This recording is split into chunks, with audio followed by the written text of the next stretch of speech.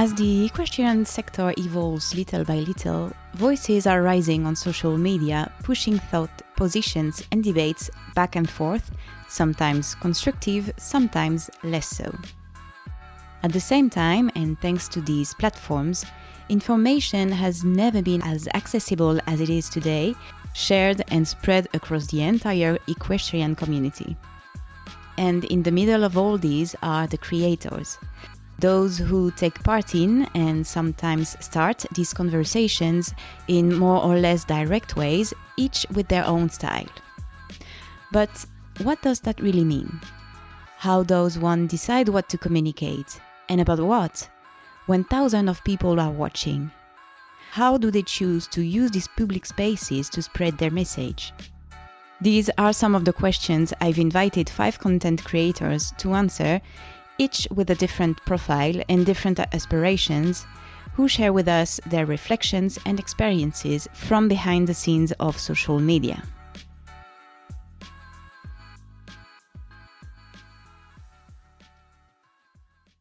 Pauline Barbier is a professional rider, trainer, and co-founder of Blooming Riders, an educational platform meant to connect horse welfare with sports.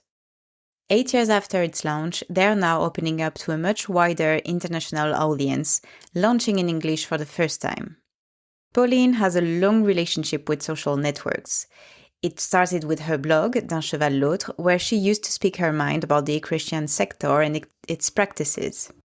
From there, she moved through Instagram, Facebook, YouTube, and even now her podcast, watching each platform evolve in real time. Along the way, she's seen how these platforms shape the conversations and debates around horses. And she's seen the sector going through what she calls a kind of meaning crisis, how to keep riding, keep competing in a world that can no longer look away. In this episode, we talk about her equestrian path, the motivation behind Blooming Riders, but also about the tension between the algorithm and saying that what actually matters, social license, and whether social media really moves horse welfare forward or just creates the illusion of progress. Welcome, Pauline. As I told you just before we press start, I'm really glad to have you here today because you and your projects, different kind, was and still are, were and still are an inspiration to the modern rider. So I'm really glad to have you today. Well, thanks for inviting me. I'm really happy to be here. So we're here today, like to talk in this special week to talk like about you, about your vision and everything, but a bit more specifically to how you deal with social networks and other platforms, and how you deal with the conversation there, how you choose what to say, what not, and big topic. I think. Yes, a big one. But you'll tell us, but you also have a co-founded training platform, which is still content. So we can as well talk about it, how it is used there. So for the people who don't know you yet, would you mind introducing yourself as you wish, and maybe let us know how did you came to the horse world and what made you develop what you're doing today? Okay. Wow. Okay. I'm going to try to be short because I'm not well known for my capacity to summarize things. So, okay. So I'm Pauline. I'm a professional rider. I'm also a teacher, and the thing that I want to do in my equestrian daily life is to connect the horse's well-being with the sport, especially dressage. But I train also jumping riders, eventing riders, but most of the time I'm training dressage riders. And the overall goal of my activity is to try to ride horses with a deeper understanding of who they are, what they need, to make sure that we're not interacting with them in a very selfish way that will prevent them from being healthy, calm, serene in their daily lives, and also with us in the training. So I started riding since like I was a very, very small kid. I was like 3 or 4, and it never ever stopped. It just kept on going until now. I studied things that are not related to the equestrian industry at all because I studied political communication and lobbying. So it has nothing to do with the equestrian world because my parents didn't want me to go too soon into the industry because they were a bit reluctant, and I can understand them. So I'm really grateful that I've done studies that have nothing to do with that because it was super interesting. And I think it opens your mind a little bit. And sometimes the equestrian industry is quite close-minded, I think, in some areas. And then I just pivoted. I did like 6 months in the lobbying industry in Brussels, in the EU. I hated it. And I was training horses on the side. I was teaching friends on the side, and it was going well. So I got into business right away. I did some trainings in different yards here in Belgium in order to get a bit more professional in the way I was training and teaching. And then, well, I was in.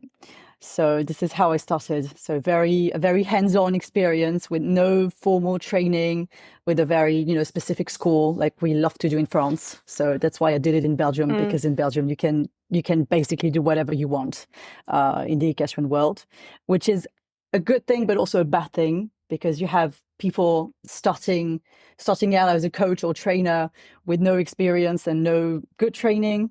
So that can be bad, but it can also be good because you don't have to go through a very specific study process that can be, that can be a bit. I was about to say obsolete, but I think it's a bit harsh. But can be very traditional, and that's not what I'm looking for. I'm looking for something that is more modern. I mean, your podcast is named after that, so I think it's in the same spirit, really. So yeah. And how did you come to build what is called today Blooming Riders? Yeah. Well, it started really soon. I did maybe 2 or 3 years on the ground working with people day in, day out. And I was very frustrated at that time because I used to be quite a fan of Pirelli, Pat Pirelli training method. I evolved since then. I'm not full Pirelli style today, but I was really fond of that kind of training because it taught me a lot about horses and how to educate them and how to interact with them. It's not perfect, but at that time, we're talking about 10 years ago, it was one of the biggest training method that was existing. It changed a lot because today it's not the same thing at all. And they had a video platform in English, the Savvy Club, for those who knew it. And it was extremely useful for me as a rider because I was a student, I didn't have any money. It was difficult for me to find good trainers that were trying to build something different with the horses, some kind of more positive relationship with a better communication. And I was really looking into that, and Pirelli helped me with that. It was not perfect, but it really gave me a boost in my experience as a rider. And I was looking for something similar in French. And also, I was super frustrated by the fact that the natural horsemanship community was really separated from the more European classical riding school. And I was a dressage rider, so I was completely coming from that classical school. Which is not perfect. It has its downsides, but it also has its positive sides in terms of technicality in the riding and so forth. And I really wanted to connect both worlds. And when you get into Pirelli, you get into so many other things, such as, the barefoot school, the 3F, that whole bunch of stuff related to horses' well-being. So I was really deep into that, and I wanted to provide that knowledge from experts to people who were also interested in riding. And in being good riders, not only people working on the ground in Liberty or so forth, but also training very seriously in the saddle. So that's how I got into thinking, well, maybe I could go and build something, related, but in French and with different professionals, because I was not so fond of the fact that the Paralympic business was around one single person. I don't really like that, because I think that it can build something quite, how can I say that? You can be close-minded and really focused on one method. And I think it's not so enriching. It can be really useful as a student to start with something simple, but it's also so enriching as a human to learn from so many different riders, so many different methods, different angles. So that's what I wanted to do. So that's how I started it, basically. I just started to talk to a bunch of equine experts, nutritionists, ethologists, but also trainers on the ground, in the saddle, in different disciplines, dressage, jumping, and so forth. And I tried to put them together on a video platform in French. So that's how it started. And before launching it or even developing the idea, did you do it for yourself, saying that if I need it, then it's obvious that a lot more people need it, or it is as well because you heard people saying that they lacked of information, or they were really willing to learn more? Both, actually. It was coming from both things. First, I thought of myself as like the girl next door in the equestrian world. I was basic. I didn't expert. I was not coming from a horse family with the means to make me such a better rider with, every capacity that you can have. I didn't have that. So I was like, I need that. And it's helping me a lot because I can speak English. And also, I could see from French-speaking riders that they were very frustrated because they didn't have access to that sort of thing, and they saw that I was learning a lot, so I was helping them a lot. And I told them, like, well, just register to that platform, to that specific platform, because at that time there weren't many platforms online, so we didn't have a lot of choice. And they were telling me, well, I don't speak English, so I'm super frustrated because I can't access that knowledge. And also, I had a third angle, which was, it's for cowboys. I'm not really into that. It doesn't look like me. There was an identity challenge, let's say.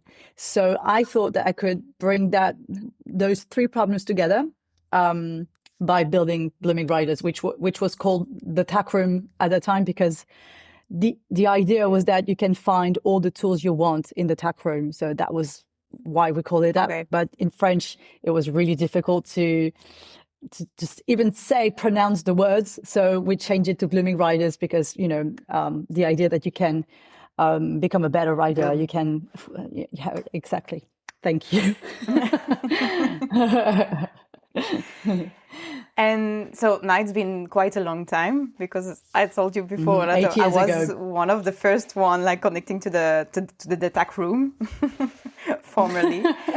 And so how did it evolve with the time? How did you see the public, like, watching your videos, following you,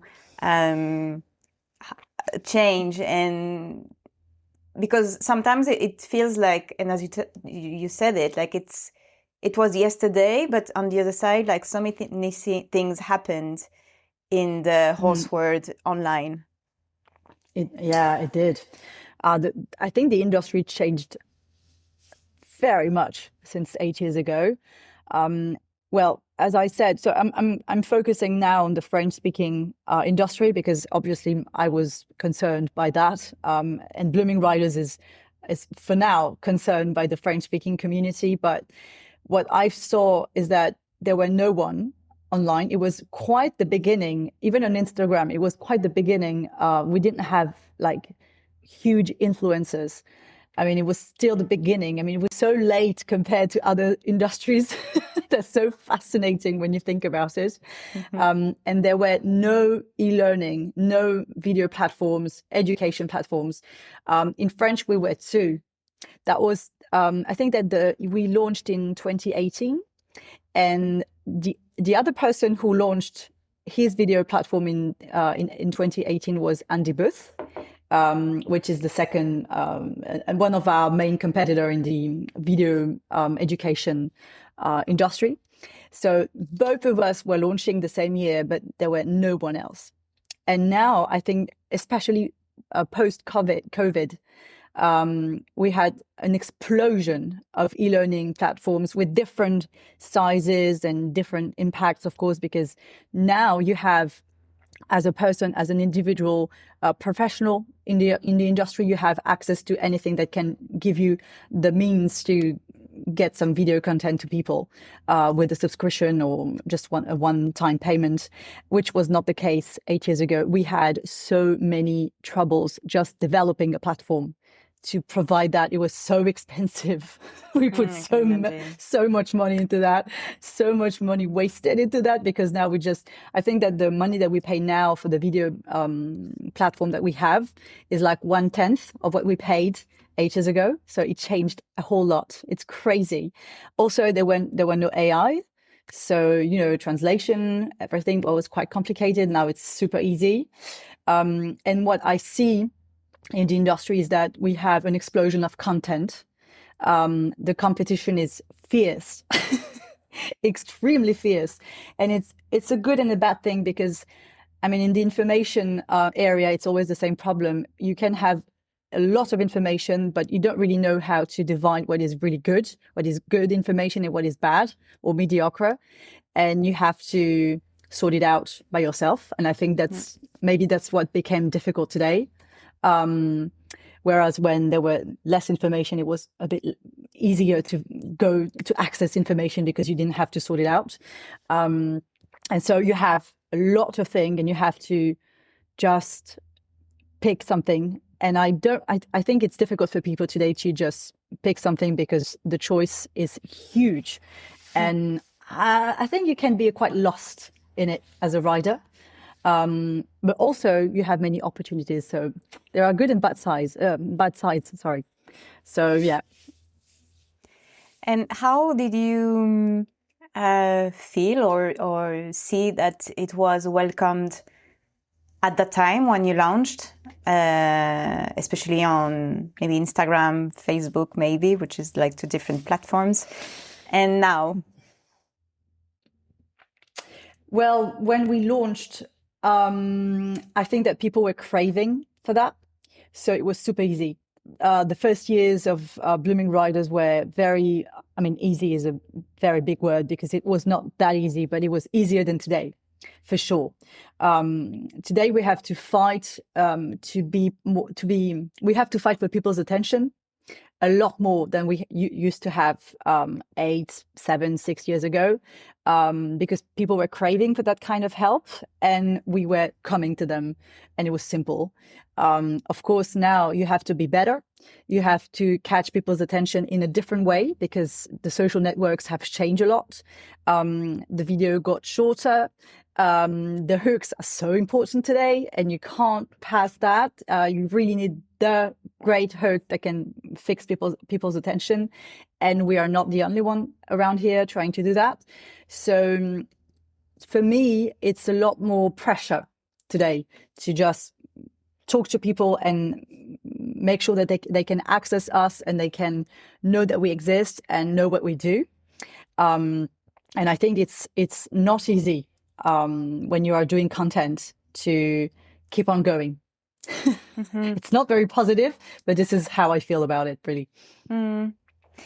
And what about the conversation? Because like social networks are like here to watch content, but also like to create conversation around a topic.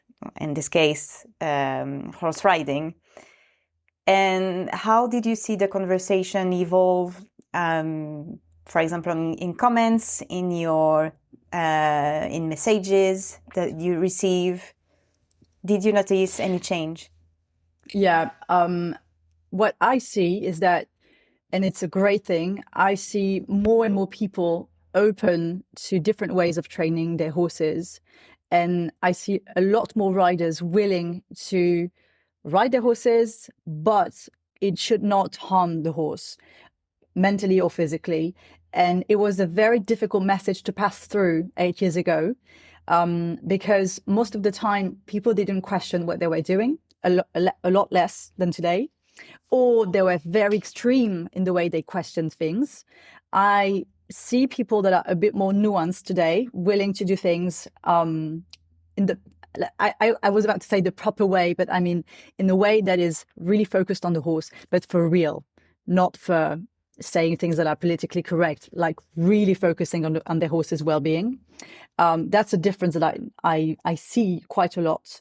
I also think, but I may be in a niche, I think. I see people that are more and more informed, that have more knowledge about what their horses need and how to train their horse properly, I think. So that's another positive thing that I can see in my DMs on Instagram, in the comments on Blooming Riders account. But what I see is that we are more and more polarized, because you have that niche of riders willing to be super good for their horses, that are really doing their best to be better at handling their horse, at knowing how to deal with their horse, to house it, to everything related to their horse. And then you have another community that I don't really dive in that community often, that is a bit more superficial, that is a bit more focused on performance, on looking good on Instagram and TikTok, and that is not willing at all to go into deeper subjects about their horses, because they just want to have fun, I think. And this polarization, I think, has increased quite a lot. I mean, I think it has increased because I see it way more than before.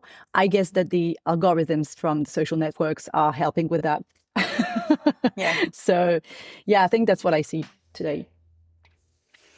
And I saw a lot of posts actually. I don't know if it was because like I was working on this special week to talk about these topics, but I saw a lot of voices of creators that actually talked about social networks and how they're lost in the way that they produce content on, or that they doubt a lot now on what to talk about, or how to react, or even that they got so tired of some comments they can receive. Yeah, I saw the same thing as you did. I think that those kind of moments in time, especially the heat, the competitions that were maintained, it kind of encapsulates the very polarization that we were talking about, and it highlights it. I just think it's hidden the rest of the time, but it just goes out of the cavern when there is a momentum like that. I also think that there's a kind of crisis right now. There's a meaning crisis as a rider. Whenever, I mean, you can be professional or you can be an amateur. It doesn't really matter.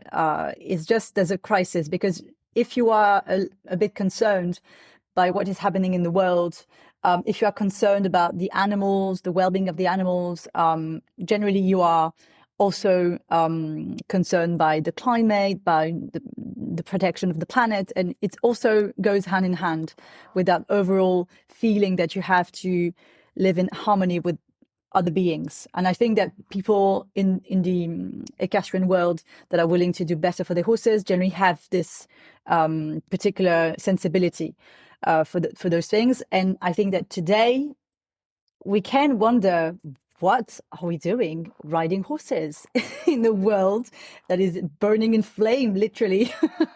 It can be quite, it can be quite disconcerting. You can think about it for a minute and freeze because you're like, this is weird. We're kind of I had a friend, a rider, who told me like a few days ago, when you think about it, we are like putting water on the ground just to ride with our horses. Like, we're using water for the sand we are going to walk and trot and canter on. It's kind of weird in this specific situation. And also, I think that the industry is full of people with privileges that don't even realize that they have privileges. And when you are part of it, you also are full of privileges. I mean, being a professional, being paid to be with horses all day, even though it can be quite difficult and quite challenging, I'm not saying that it's easy, it still is a privilege. And I think this meaning crisis, existential crisis even, is also present in the content creators environment, because you have a responsibility to maybe show things or talk about things or raise topics that are important for the horses at large. So I can imagine that it can be quite difficult to know what to talk about. And also you have the pressure from the algorithms to do some certain stuff, to focus on certain topics, to show certain images, to make sure that you are seen. So if you want to raise topics that are profound, important for the horses, generally you are not pushed by the algorithm, except if you are doing some very clashing debates. But then it can be a bit black and white and not very nuanced.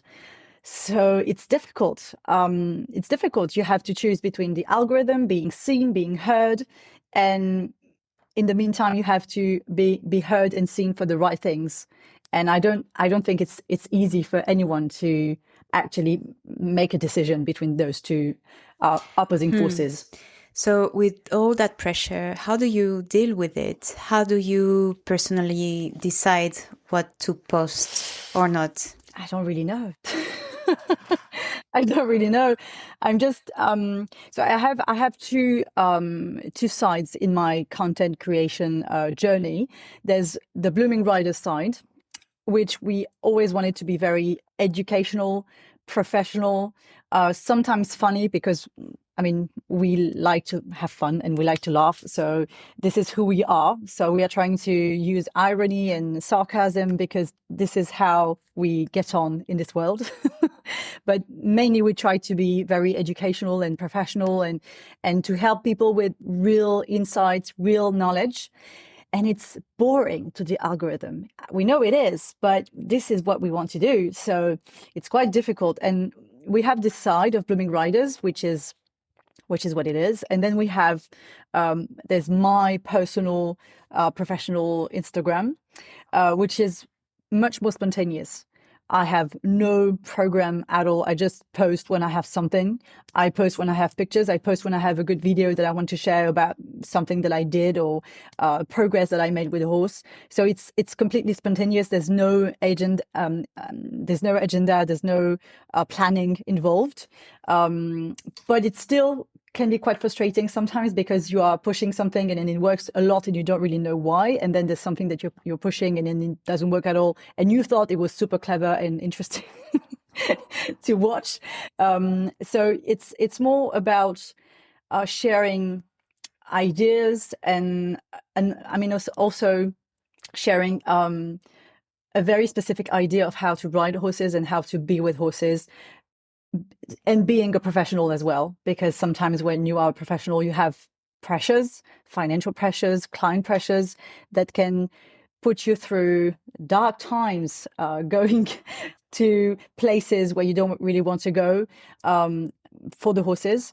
So yeah, it's a much more spontaneous, but then I will never have a great community, a big community, sorry, because I'm not working with the algorithm at all. I'm just being myself there. So it's more, the Blooming Rider side is a bit more difficult, because we really want to help people know more and learn more and empower them, basically. But then it's difficult to navigate those algorithms today.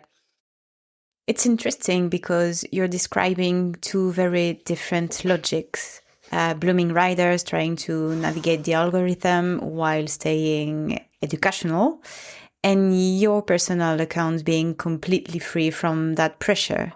And I think that tension is something a lot of creators feel, which makes me think about you specifically, because from what I've seen, you don't really hold back. You say what you think. So, do you actually think a lot before you post, or does it come out pretty naturally? I mean, do you set yourself any limits or lines you won't cross? I think I'm pretty straightforward. I think I think there are not so many professionals on social media being as straightforward as I am. And I know that sometimes it displeases people. I'm quite straightforward, so I don't really, I don't refrain myself a lot. Sometimes it may happen, of course, because if I have a client that is involved, it's always about the professional stuff. If I have a client that is involved or somebody in my network that is involved, of course, I'm not going to speak out because it's very difficult. And sometimes you don't know the full story, so you can't really come in and say things on social media. But most of the time, I'm really, really straightforward. So I don't really prevent myself from saying stuff that I think matters. I also think that it can have an impact on my reputation, because I may be the annoying person to some people. So yeah, it's a double-edged sword. And I imagine that comes with a real cost. Because you can have the best arguments in the world and still people won't hear it the way you meant it, right? So, what actually gets to you the most in that? It is more the misunderstanding or the idea that maybe you got it wrong? Yes, yes, but it's like sometimes you are saying true things with good arguments and it still doesn't go through. And the people who feel attacked, because I know that I have DMs sometimes of people feeling super attacked by what I said, and sometimes they're not even concerned. And I feel like people are trying to do their best, but sometimes they ignore some parts of the equation because it's too difficult for them right now. They're not on that part of their journeys yet. And here I come saying something that clearly touched something very painful in their hearts. And instead of just thinking about it, they come to me and attack me because they feel guilty. And I know that it can happen despite my efforts to be very careful with the form, with how I say things. I'm trying to be as nice as I can, but sometimes saying something true can be very hurtful. And I know that it can happen quite a lot on my social media, on Instagram, but also in my podcast, where I'm very, very straightforward. Yeah, it happens. And also sometimes you have people who are in the industry and they listen to what I say. I don't know why, because they can only feel pain after that. But they feel attacked, which I get. But then if I don't say those things because one person is going to feel attacked, then we're never going to evolve in that industry. So maybe sometimes just saying true things can just be enough to hurt people. And then instead of having this process of thinking about themselves and questioning themselves, it will be, oh, Pauline said that. She's an annoying bitch. So, and I know that I had some feedback sometimes that I know that some people are thinking that, and it's not a problem. It's part of it. I mean, you have to. I think that it's better to be authentic and people hearing you for what you have to say instead of just shutting your mouth to be liked by people you don't even like. But in this industry, there's a lot of difficulty to talk about the problems, especially when you're in the industry, because it's easier. For example, there is a great ethologist that I like. Her name is Renate Larsen, and she's super interesting. I don't think she's a rider. She used to be a rider, but now she's kind of moving away from horse riding in general for ethical reasons that are very interesting to hear. And I think it's a good sign. And these are good arguments, and it's always interesting to feed into your thinking. But she's a bit out of the industry. She's a bit of a loner compared to a professional rider who owns a yard, receives clients at home, goes to competitions, sells horses. When you are into it, it's so difficult to actually speak out about the problems that there are, because it's a small world. And you have to sell horses, you have to earn money, you have to pay for the loan that you have on the yard, you have to just make a living. So it's a lot of pressure, it's difficult. So I think it can be quite scary, so being outside of it makes it easier. So many people criticizing the industry right now are quite outside of it.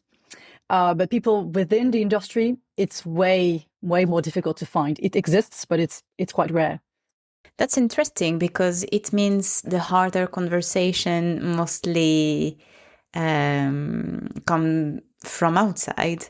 So when it does happen, when someone within the industry pushes back, or when you get a negative comment, do you engage with it? Or, do you reply and get into the debate? Most of the time, I don't really interact with them, because I used to. As I said before, I've been on social media, and I've been creating content for like 8-10 years. So it's quite a lot. I used to feel extremely bad about it. When I had a bad comment, a negative feedback, I was thinking about it all night. It was a nightmare. I have evolved a lot since then, because now I don't really, I'm not taking it personally now. So sometimes I answer, but most of the time it doesn't even call for an answer. Most of the time people are just wanting to let you know that what you said was bad, and then you just have to let it go. And sometimes I just respond like, I'm sorry, it made you feel that way. I'm sorry, because that was not the intention, and that's it. I don't think I'm here to tell people what to think. I think that the role that I gave myself is just to say things, share my thinking, which is not perfect, and it can feed other people's thinking, and just help them think about things differently sometimes when they are not on that part of their journeys. So I'm not here to tell them what to think. So I simply try to interact as less as possible. I just don't want to go into much conversation. I don't really have the time. My priorities are not social media. So yeah, most of the time I'm trying to just let it go. And what about you? Do you ever join in on conversations and other people's posts? Like, do you comment on things you see, get involved in debates that aren't even about your own content? I don't really have time. It always depends on the level of importance, I'd say. There are lots of topics when you can have debates online, and I think that sometimes these are not so important. I think that there are a lot of very important things that are not discussed. So generally the debates that I see online, I just don't have the time. I have clients to teach. I have horses to train. I have content to shoot. So most of the time I don't really engage into that because I don't have time. Speaking of reaching people, though, I wanted to switch topics a bit and talk about something else you're working on, because you're also about to launch Blooming Riders in English, which is a big step. Is this the first time you're trying it, or had you already attempted an English version before? Yeah, of course. I mean, we actually launched it a few years ago and we stopped for two reasons. The first one was that it was pre-AI. It was an old age. It was pre-AI, so we tried to launch some videos with subtitles, and it was such a mistake. I mean, people bought it. I mean, we actually had English-speaking clients. We were super happy with that, but they were like, "Okay, I want to see dressage," and then I have to read the subtitles during the training session when I need to watch the horse closely. So we were like, yeah, that's right. That's not really working. So we stopped. And then we had too many things to do. We were really emerged with work and with things to do. So we just tried to think about it. And then now we just thought again, and the feeling that we have is that we both speak English quite well. It's not perfect, but we can communicate quite easy. I can teach in English. So we thought, okay, that would be such a shame not to try in English. So we have shorter program in English, a very basic groundwork program that we are going to launch and on our newly English speaking platform and app. So that would be a first program. And then I think with the help of AI, unfortunately, we're going to probably translate other programs. We don't really know yet what we are going to do because I think there will be a mix of the programs that we have previously made, but also of new programs that will be shot directly in English, probably with me to start, and then we will see. But that will be coming the next month, I think. So, what are you hoping to find in this English-speaking audience? Is there something you feel is different there compared to the French-speaking community you've been working with so far? Well, the English speaking community online is very international. You have Dutch people, you have German people, you have people from the north, you have Spanish people. It's very international. Because I mean, the equestrian world is still quite a small world. So when you go into English, you have so many different people from all over the place, the US, but also Europe and so forth. So I think it's a bit more open-minded. I mean, that's what I think. The French-speaking community, you have one thing that I can see, but it's even true out of the equestrian industry, I think. French people and French-speaking people are generally quite bad at English, so they don't have access to just other stuff, other ways of seeing the world, other ways of talking about the world, of seeing horses, of training horses, and it can lead you to be in a smaller world with smaller ideas and also a bit of it's kind of restrictive sometimes. This is how I feel. And I'm very curious about how Dutch trainers train, how German trainers train. I mean, all over the world, you have interesting stuff to see.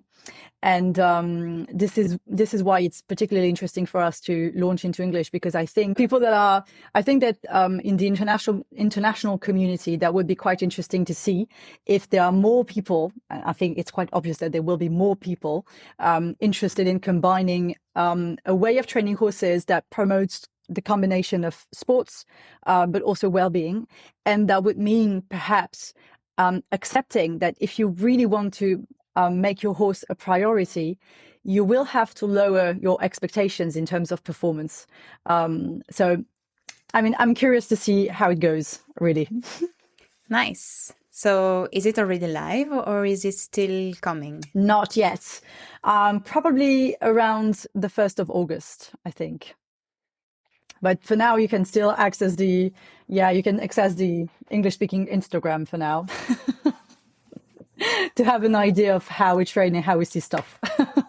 That's really interesting, actually, because you're present on so many different formats now. I mean, you've got the short stuff like Instagram, then you have YouTube, now your own podcast, D'un cheval l'autre, which is a completely different rhythm, much longer.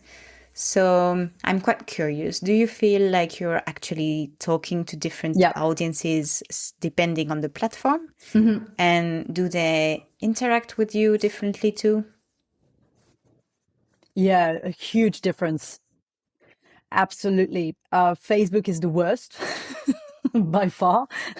Never go on Facebook. It's just an awful network. Besides that, I think that what's interesting is that when you have shorter content, I think that I mean, it's quite basic to say that, but you attract people that are less interested, sorry, in going into details and a bit more profoundly into stuff. Yeah. Which is very different from YouTube, for example, when we have different kinds of videos, but we have hour-long videos of lessons that are quite, we go into details. It's very rigorous. It's very specific. Nothing extraordinary happens, but it's real life work, real like ethical work, which can be quite boring. But we have a small audience that is super interesting, super invested in watching these hour-long videos, and they will, you know, catch every single important detail. And it's a very different conversation. And I like it way better than the shorter content. And it's the same thing on my podcast. It's longer podcasts, it's hour-long podcasts. We go into a lot of details as well. And also it sparks very interesting conversations with people, which is less the case on Instagram and TikTok, which is, we still have interesting people because I think that we still raise questions that are quite niche. And so it attracts people that are quite similar to that, but it's still quite different. And I really like the longer content, generally speaking, because I think it's just more interesting. It brings out interesting people. It just sparks interesting conversations. Well, it's a deeper level, but it's a lot of work. And now that's something I wanted to ask you too. With everything we've talked about, I mean, the algorithm, the pressure, the different platforms, the audiences, I'm curious what's underneath all of it for you. Through Blooming Riders and everything else you do, what's your main motivation at the end of the day? I think that the main motivation is that if I just think about myself 15 years ago, and there were a lot of times where I felt quite alone in my thinking, in the way I was trying to interact with my horses, in the way I was seeing horses. I had not a lot of inspiration that were really fitting with my idea of how things should be done. So today, I think that the main inspiration is for people not to feel alone, to share a passion with, you know, just the willingness to do better for our horses. Something that is, I mean, simple but also complicated. Because if you want to do things in the right way, well, it's difficult. It is. It can be a lonely path. And I think that when you have gathered a lot of knowledge like I did. I'm not perfect. I have still a lot of things to learn, but still, I know that I'm in a place where I can help some people. And if I can, I just want to do it because I think it's so enriching as a person. It's extremely gratifying.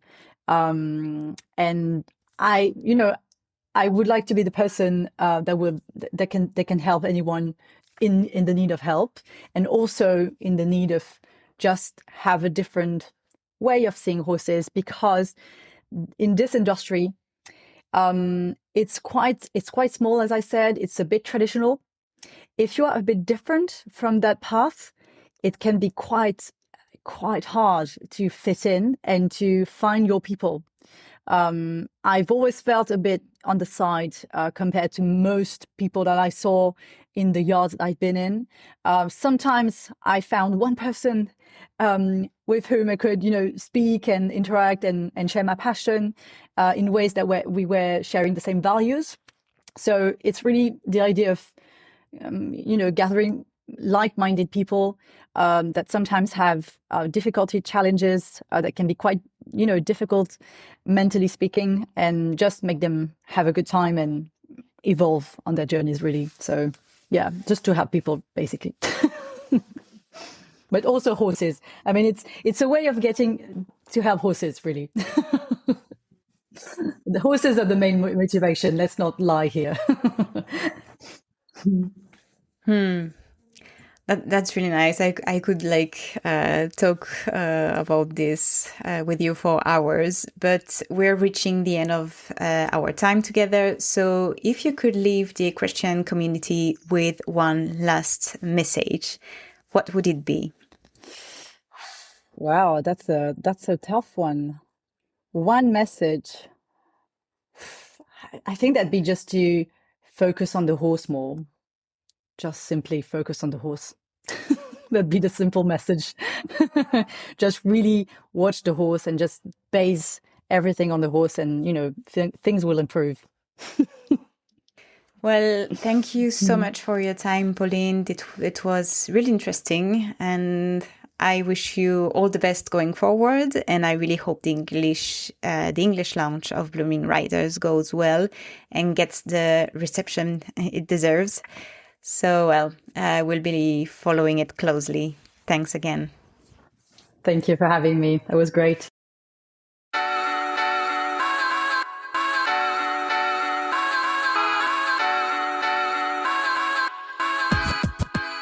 Thank you for joining us for this conversation. As always, you'll find all the links mentioned during the interview in the episode notes. If you enjoyed it, don't hesitate to leave us a like, a comment, and share this episode. It's the best boost you can give the podcast, and also a way of taking part in spreading these messages. And to close, I'll leave you with a question. After listening to this conversation, will you look at content creators the same way you have until now? Or maybe you feel like taking part yourself in your own way in the conversation being woven across social media?